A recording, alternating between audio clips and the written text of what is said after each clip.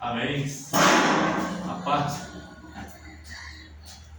a paz do Senhor para os irmãos. Hoje vamos dar continuidade ao nosso curso de História da Igreja, né? Então,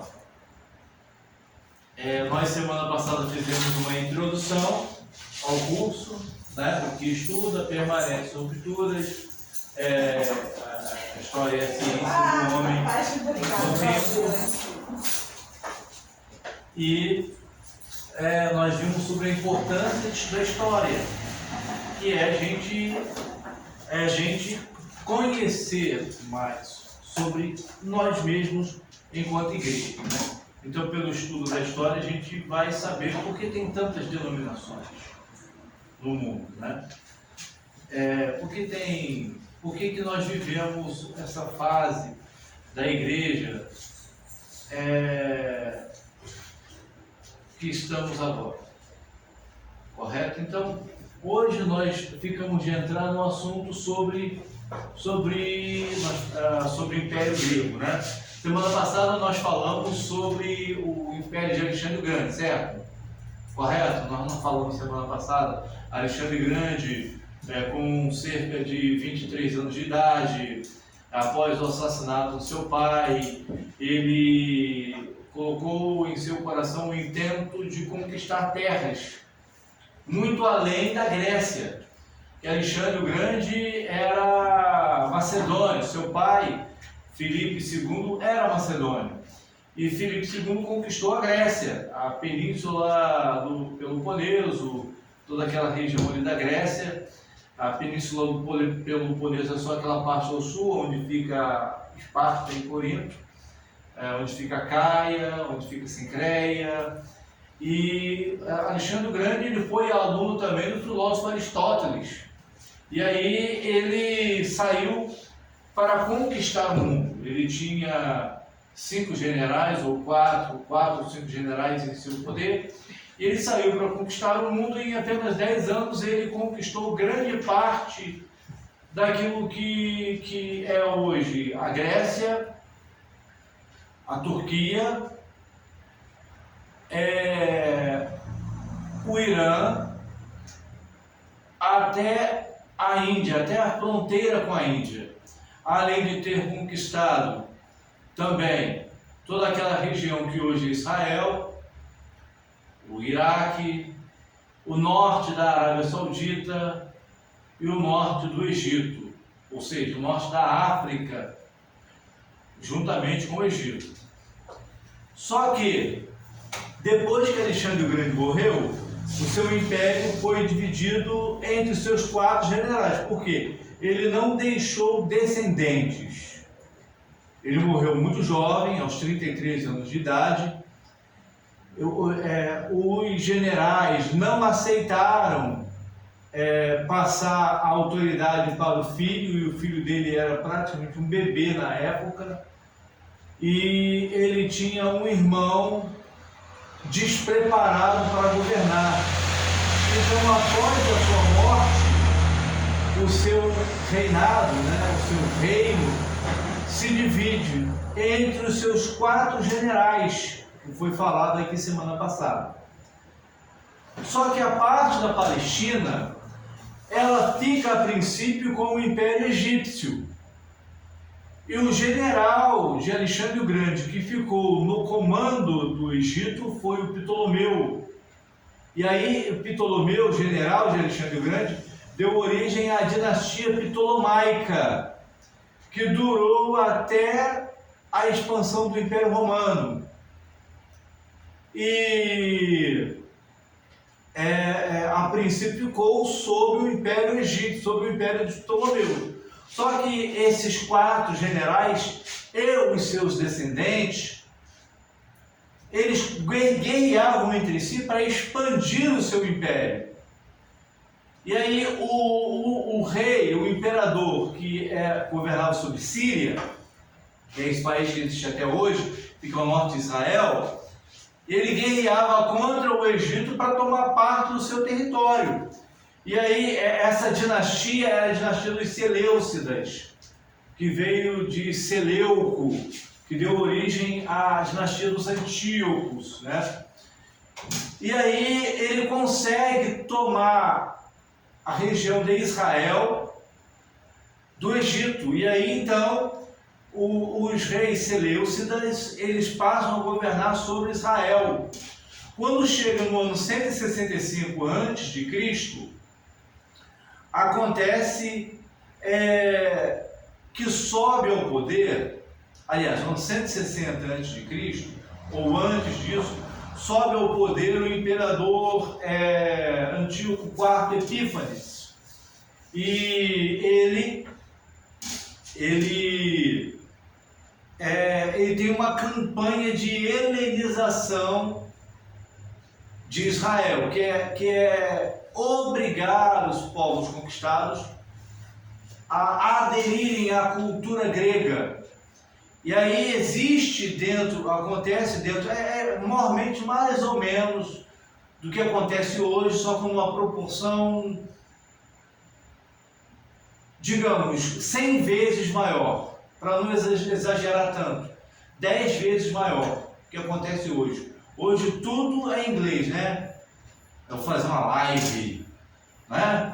Vou fazer um fast food, hoje é tudo inglês.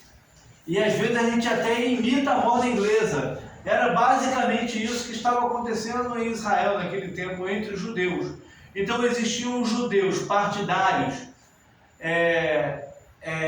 da cultura grega, que eram chamados judeus helenistas. E existiam os judeus que queriam permanecer fiéis à sua cultura, a cultura hebraica. E aí passou a haver uma guerra civil entre os dois grupos. Quando a notícia dessa guerra chegou aos ouvidos de Antíoco, ele enviou exércitos para Israel e ele vai proibir a religião judaica. Ele coloca a estátua de Zeus dentro do templo,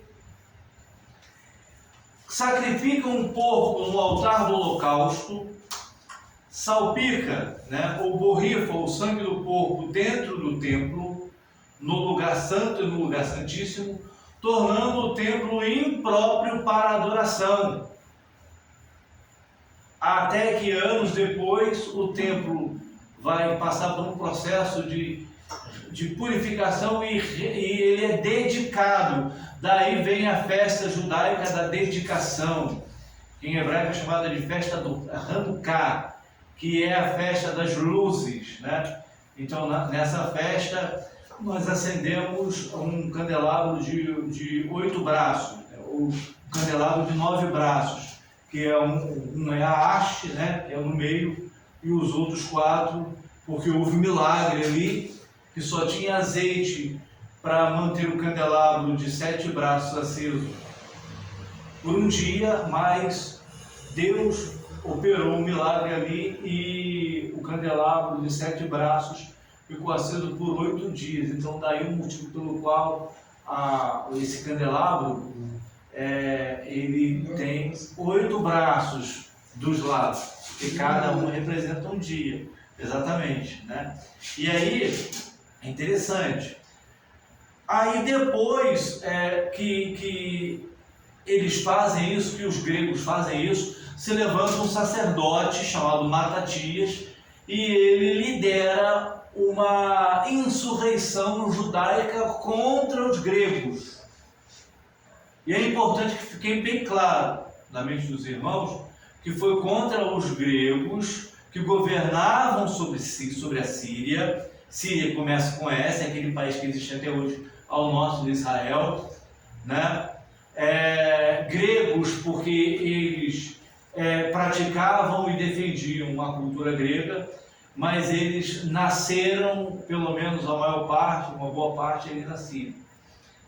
E Matatias é morto, está no livro isso.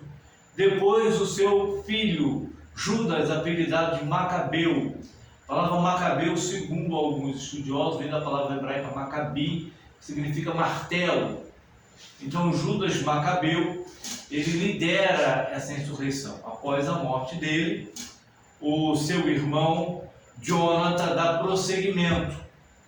E depois de Jonatan surge o Simão Asmoneu, que dá origem a uma nova dinastia de governantes. O certo era, segundo os princípios judaicos, era do sacerdote passar o governo para um descendente da linhagem de Davi. Mas aí, talvez, o poder subiu para a cabeça e aí eles decidiram, os próprios levitas tornaram-se os chefes de Estado de Israel. Começou com Simão Asmoneu e aí deu origem à dinastia dos Asmoneus, que governou Israel desde por volta do ano 160 a.C. até o ano 63, também antes de Cristo. Partiu, meu irmão. E o que acontece no ano 63 antes de Cristo? A Roma, através do general, se não me falha a memória, através do general romano Pompeu, conquista a Palestina. Então, nesse período em que a Palestina, em que Roma conquista a Palestina por volta do ano 63 a.C., existiam dois governantes asmoneus lutando entre si, que era Hircano II e Aristóbulo II. E Hircano II ele tinha o apoio do Império Romano. E aí ele consegue destronar seu irmão Aristóbulo. E Aristóbulo II. Eles eram filhos de Salomé Alexandra. E o nome não é mera coincidência. Porque Hircano II ele tinha um conselheiro chamado Antípate, está no livro isso também. Antípate, ele era um idumeu. Ele era um edomita, ele era um descendente de Esaú. Só que os edomitas eles são obrigados a se converterem ao catolicismo. Quando os macabeus eles vão até lá, um dos macabeus vão até lá em Idumeia, eles conquistam a Idumeia e impõem a religião judaica sobre os idumeus. Então esse Antípate, ele era judeu de prática judaica, mas ele era um idumeu por ascendência. Era também da descendência de Abraão, mas por parte de Esaú, filho de Abraão e de Isaac, mas não filho de Jacó. E aí esse Antípate, ele tem um filho que se casa com a filha de Hircano II. A filha de Hircano II chamava-se Mariana. E o filho de Antípate chamava-se Herodes. Então, esse Herodes que casa com Mariana, é o Herodes o Grande do Novo Testamento, aquele Herodes que manda matar as criancinhas lá de Belém que tinha de 2 anos para baixo. Então aqui a gente vê vários desdobramentos históricos. Por que que em Israel, lá no livro de Esdras e no livro de Malaquias, existe ainda a figura de um governador da tribo de Judá? Enquanto que agora no Novo Testamento tem um rei imposto pelo Império Romano, porque Herodes o Grande, ele recebeu a incumbência ou a permissão, melhor dizendo, do Império Romano para dominar sobre Israel, tá? E ele não era um homem temente a Deus e não era um judeu de fato, e era um homem extremamente ímpio. Olha só os desdobramentos históricos para que isso viesse a acontecer. Então aí nós vemos que só nesse pequeno pedaço a gente falou sobre o Império Grego que derrotou Dario, não o mesmo Dario da Bíblia, mas o Dario existente na época em que Alexandre o Grande sai para conquistar o mundo, essa saída dele para conquistar o mundo dá início a um novo período da história grega chamada de helenismo, que é a propagação da cultura grega. E aí depois os judeus estão sob o Império Grego, eles se rendem, ou seja, não há guerra entre os judeus e gregos ali no início, mas há depois com o Antíoco IV Epífanes, quando ele proíbe a religião judaica, quando ele inclusive queima os rolos da Bíblia hebraica. Tá? E aí depois tem a revolta dos Macabeus, que a gente acabou falando, já falando, e dos judeus sobre o Império Romano. E aí tem as 3 contribuições à expansão do Evangelho. E quais são essas 3 contribuições? Estão aqui, ó. Qual foi a contribuição grega para a expansão da proclamação das boas novas de Jesus? Foi exatamente a língua.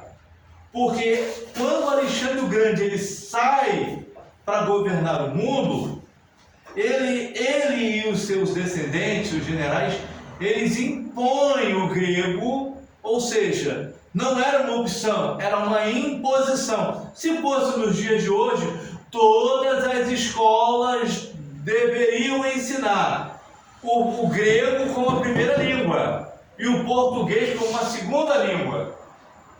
Então todos nós aprenderiam, pelo menos nossos filhos aprenderiam o grego, ou nossos netos aprenderiam o grego desde pequeno. Então, e o Novo Testamento ele foi escrito originalmente em qual língua?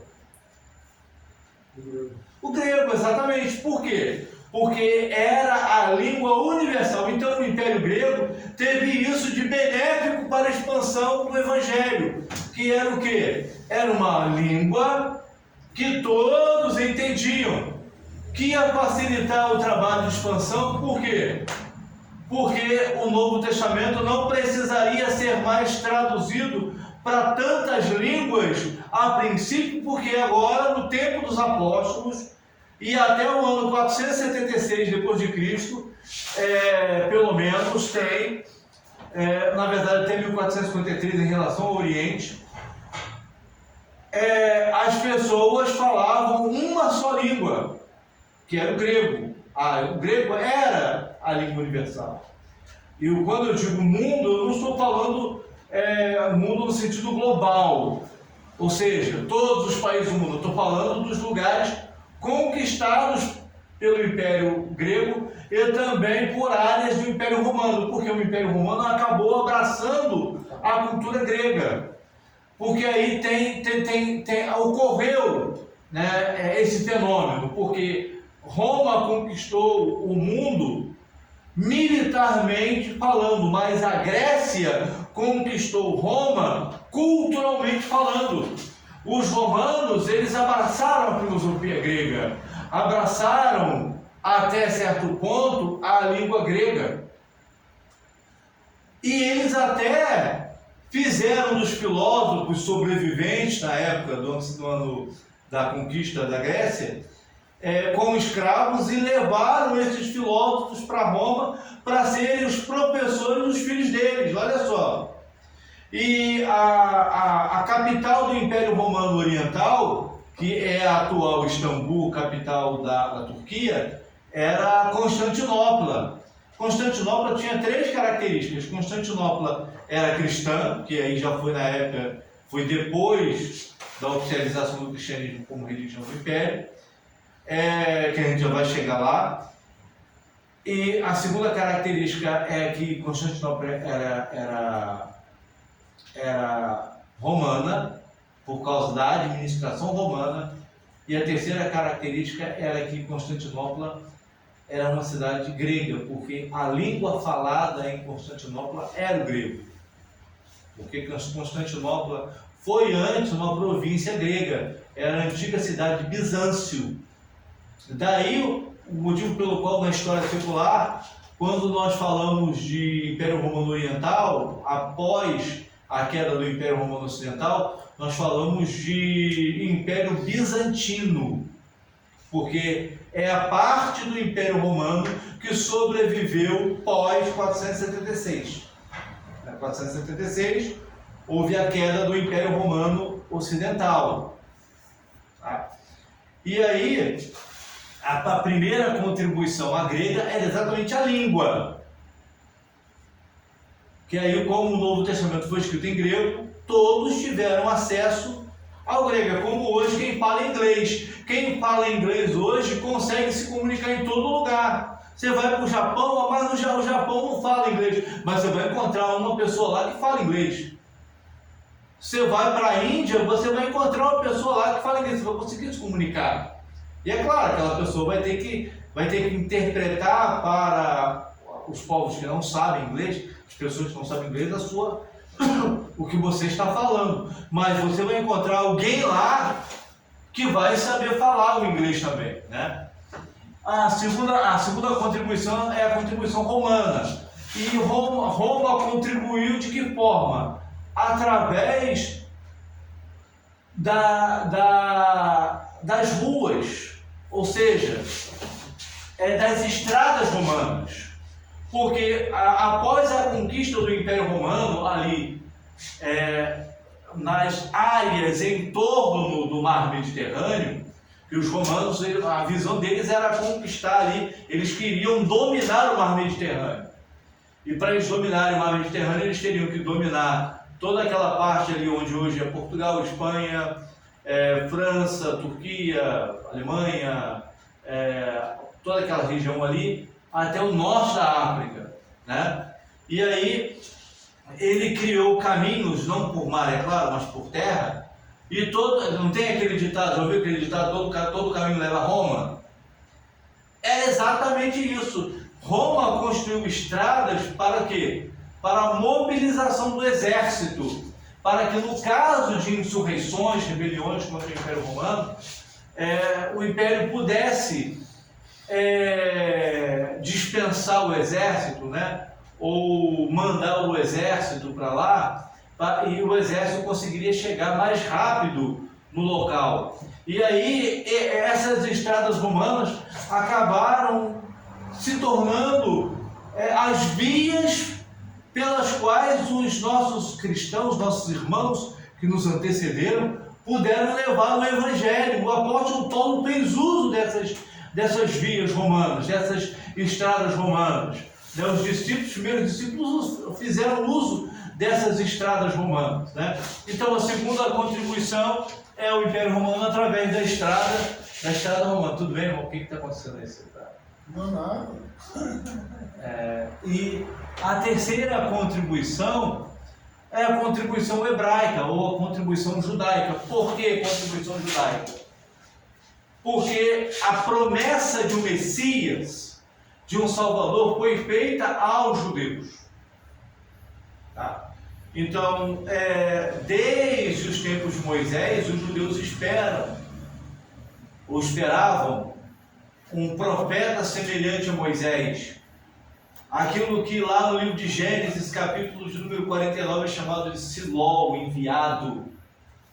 É aquele que Deus chamou de a semente da mulher lá em Gênesis capítulo 3. Né? O Messias esperado fazia parte da esperança judaica. Então era um Salvador. A palavra Messias, ela vem do hebraico Mashiach, significa ungido, que é o quê? É a prática de derramar o azeite da unção sobre o rei, sobre o sacerdote, sobre o profeta. O rei Davi, ele foi ungido rei. Daí a expressão Mashiach. O profeta Eliseu foi ungido profeta. O Arão, ele foi ungido Arão, lembra do Salmo 133? Com bom e com suave é que os irmãos vivam união, é como um óleo suave que vai descendo até a barba de Arão. Então, os sacerdotes eram ungidos, né? E então Jesus, ele nasceu em Israel. Jesus, ele não era um romano. Jesus não era grego. Jesus era judeu. Jesus, ele viveu a cultura judaica. Jesus, ele celebrava as festas judaicas. Jesus celebrava a dedicação, Hanukkah. Jesus celebrava o Pêssar, que é a Páscoa. Jesus celebrava o Purim, que é a festa da sorte, né? Jesus, ele celebrava o Yom Kippur, o dia da expiação, né? Então Jesus, ele foi um judeu típico do seu tempo. Vocês estão assistindo essa série The Chosen? Está passando agora tem na Netflix, e tem também agora no SBT. Esta é uma série, assim, ou seja, Jesus tinha olhos azuis? Não. Não sabemos, mas... Não, Jesus não tinha olhos azuis. Pela cultura, não. Não. Pela cultura, diz que ele não era branco. Ele era pardo. Ele era pardo. Pelo trecho. Mais pra negro, Pelo estilo. Negro e cabelo. Isso aí, porque... cabelão. Não exatamente. Não sei se Jesus, ele tinha um fenótipo, ou seja, cada povo tem o seu fenótipo. O que é o fenótipo? São as características físicas. Sim. Né? Então, por exemplo, qual é o fenótipo dos povos oriundos da América? Seja América do Norte, América Central, América do Sul. Morenos, olhos puxados, cabelos pretos e escorridos. Esse é o fenótipo. Ô glória para o Senhor, meu Deus! E qual é o fenótipo dos nossos irmãos europeus? Vai ser, meu querido, pele branca, olhos azuis, cabelos finos e claros, né? Nariz, às vezes é fino aqui e achatado aqui na frente, às vezes é totalmente fino, né? Qual é o fenótipo dos nossos irmãos da África subsaariana, tá? Que a África se divide em pelo menos duas ou três partes geográficas. A África norte-saariana tem o fenótipo amorenado. A África subsaariana tem o fenótipo como a pele escura, o cabelo grosso, o nariz achatado, e os nossos irmãos têm uma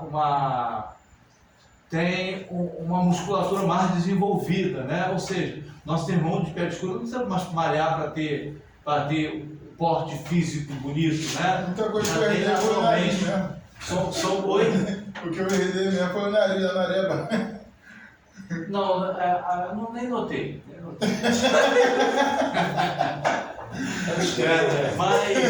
Mas aí.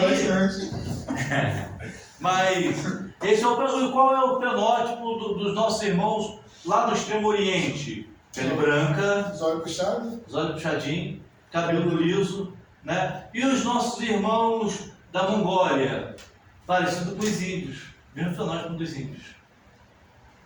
Né? Então tem uma teoria de que os indígenas eles seriam descendentes dos povos da Mongólia. E os nossos irmãos indígenas, pararam para pesquisar, mais ou menos igual você, os nossos irmãos indígenas.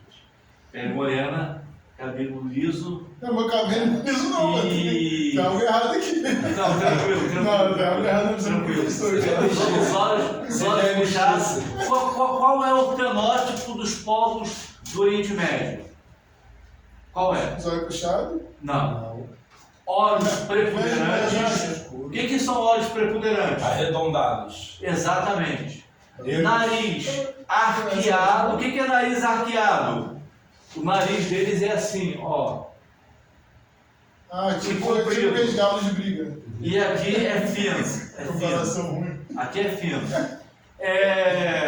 Sobrancelhas que se juntam, cabelos pretos e grossos, né? E eles têm a pele amorenada. Vocês pegam aí, por exemplo, vocês já viram aquele filme Rambo 3?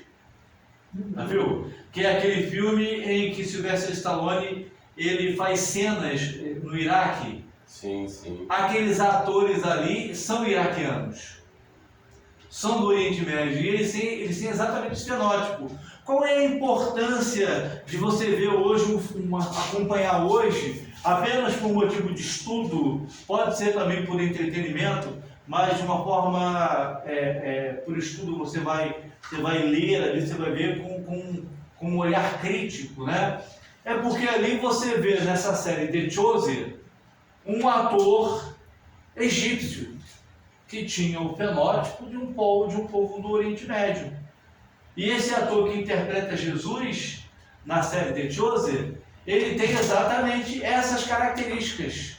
Ele usa franja, que em hebraico chama de tzitzit. Lembra o que está escrito lá em em Números, capítulo 15?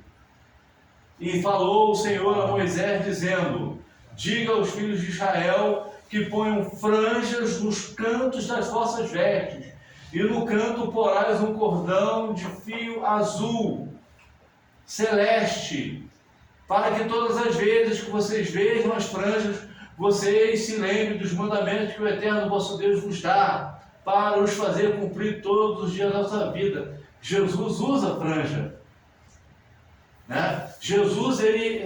Você vê, as casas têm uma mezuzá. Jesus entra dentro da casa, ó, faz reverência a mezuzá. Jesus faz orações judaicas, né? Quando ele acorda lá, ele inicia a sua oração dizendo a chamada oração, a shaharit, que é a oração da manhã, né? Tenho sempre colocado Adonai diante de mim. Grande é a nossa fé em ti. Bendito sejas tu, Adonai nosso Deus, que devolveste a minha alma com piedade. Ele faz as orações hebraicas, as 3 orações. Essa é a importância, porque esse filme mostra a cultura judaica. Os outros filmes e séries sobre o Senhor Jesus mostram um Jesus mais europeu, porque Jesus não tinha olhos azuis. Jesus ele não tinha cabelo loiro, escorrido. Jesus ele era moreno, entendeu? Então é importante a gente ver, a gente selecionar. Não, isso aqui foi filme bom, mas esse aqui é mais original. Ou seja, isso aqui está mais de acordo com a cultura hebraica, entendeu? Então, esse filme ele é legal porque ele mostra o Jesus judaico, né? E eu não estou puxando sardinha para ninguém, não. Porque realmente, se você quer estudar uma cultura, você vai até a cultura para aprender com ela. O Jardim mostra bastante detalhe, bastante coisa. Exatamente. Ali, pô, essa série é muito boa, eu tenho acompanhado ela direitinho, tenho gostado. E tem cenas ali que emocionam também. Mas aí deixamos isso de lado, né? E aí então nós vemos aí as 3 contribuições.